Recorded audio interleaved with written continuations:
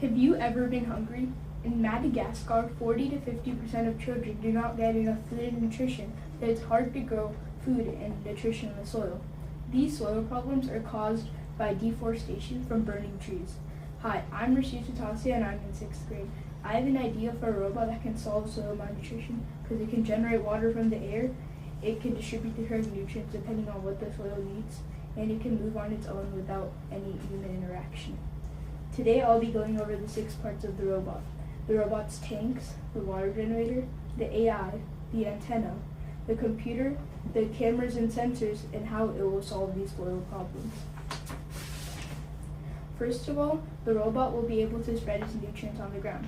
It will have a wide opening that will open and close depending on how much is needed located on the bottom of the robot. The opening on the robot will spread water over a large area that is mixed with nitrogen, phosphorus, potassium, calcium, magnesium, sulfur, and small amounts of other nutrients. Furthermore, these nutrients will be mixed depending on how much of each of them the soil needs. These nutrients will be filled in tanks of different sizes depending on how much of them is used. The biggest tank on the robot will be about 2 liters of nutrients, and the robot will have a station where it could go to clean and refill these tanks. Additionally, you don't have to refill it with water. You can do this with an atmospheric water generator. An atmospheric water generator generates water from the air by getting super cold, like when you have a cold water bottle and there's water around the outside. Usually these machines are super big, so I will develop parts to make a smaller version to fit on my robot. According to the U.S. Environmental Protection Agency, my generator will be able to generate 5 to 8 liters of water a day. This generator will be placed next to a tank to store the water in. This means you don't have to refill it with water, making it super easy for farmers to grow crops because it fixes the pH level and it helps nutrients travel to the ground. To add on, it can move on its own and give nutrients to the soil. The robot will achieve that with cameras and LiDAR sensors. The LiDAR sensors will be able to sense if there's any obstacles in the way of the robot. A LiDAR sensor works by emitting flashes of infrared lasers and timing how long it sees to get back. This time tells the robot how far away these obstacles are.